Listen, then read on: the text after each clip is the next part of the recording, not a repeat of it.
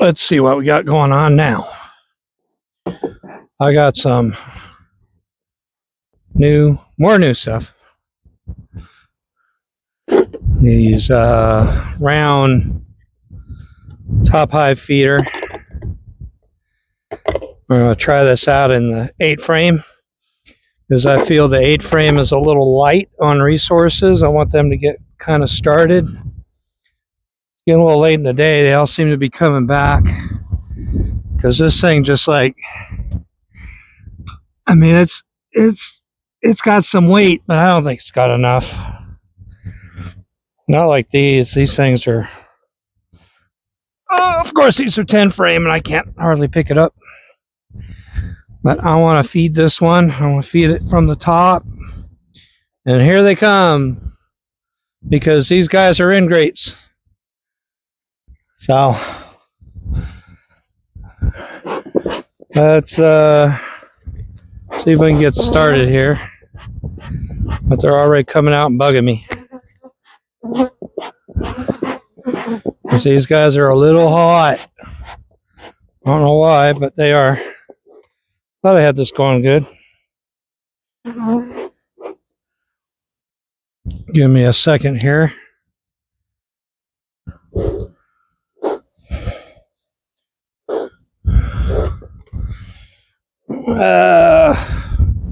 Scrape my spark arrestor out a little bit. That might help.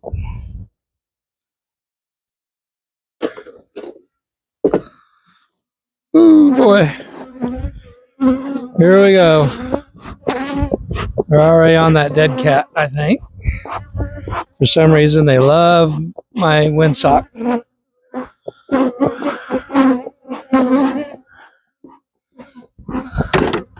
I'm giving you guys food. I don't know what your problem is.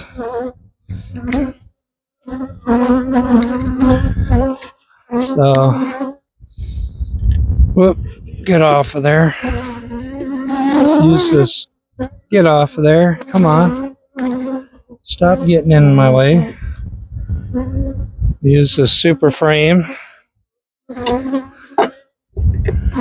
I'm going to drop this right on top. It's not really fit for this, but it has a lid, so. Oh, this lid works pretty good. Nope, I don't like that. There we go.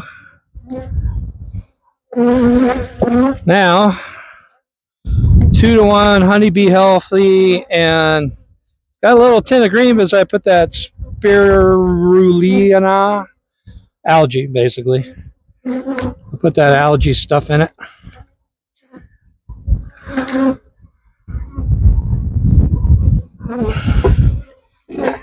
Now let's see if I can get this to sit right. Oh no, it's going to slosh around, so because it doesn't fit right.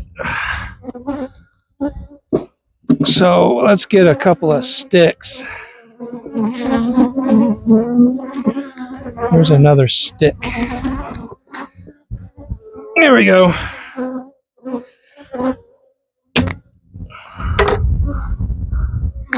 And a stick. Put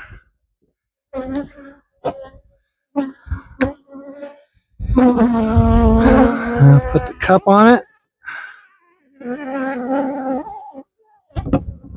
That looks like it's on it. Yeah. Put the lid on it so they don't run in and try and drown themselves. And put this lid on it.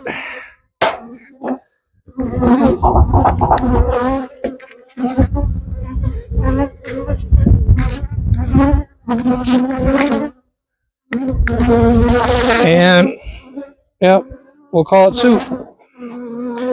Looks good to me. And you guys are always angry. I don't know why. Alright, we're back in the room of plenty. I just wanted to go over, it was interesting. I put all the frames out and I just had them in a box and set them on edge, as you saw at the end of that video I posted earlier. And the bees went through it and took all that honey off, which was really nice of them. Now, I know I've seen people say don't feed honey to your bees, that you don't want to spread any disease. Well, I don't know. It's their honey. I took it from them. I'm assuming they could have it back. I know there's other bees in the neighborhood. My neighbor's got bees. He came and talked to me about it. I went and checked them out. They seem to be nice enough. But it's going to be difficult to get them out because they're underneath a container. And he's got a container in his yard for storage. I'm going to talk to him about it, maybe talk them into leaving them there for the winter. We'll see if they'll survive. If they do, maybe we can dig them out. That was what the end of that video I had left dripping through the screens and the filter. Now, the other fun thing that I did, so I left this out for the bees to eat on, and this was soaking in just saturated in honey and cappings. And you can see, look how dry those guys got it. It's just sifting through there. And they did a great job of cleaning this out. And all I got to do is shake this out now. I'll reclaim these cappings and melt them down. And yeah, and clean this off, soak it out. Which that was another fun thing that I didn't realize when I was originally cleaning this stuff off and like using hot water. I was like boiling it, trying to get the wax to melt off and boil it and all that. Well, I just cleaned all my stuff in just cold water. It's amazing. It's amazing what you can do with cold water. Just use cold water. Now these are all my cappings, and of course there's still a lot of honey in there. But let me get down to the frame. There's still a lot of honey. But I'm going to, yeah, I'll render this down. I still have more cappings and wax and stuff I need to render down. I even left the extractor out, and they did a wonderful job of cleaning that out. Down there at the spout, there's a lot of capping buildup right there. I kind of laid it in that direction, but I'll fill this with cold water and let it soak, and then spin it a little bit, I guess, and and clean it out, and then find some place to put this until next year. Other than that, yeah, I still have some cleanup to do. Something else, and I was looking at, and there was a product that was being sold, because the one thing I've been having trouble with is wax moth.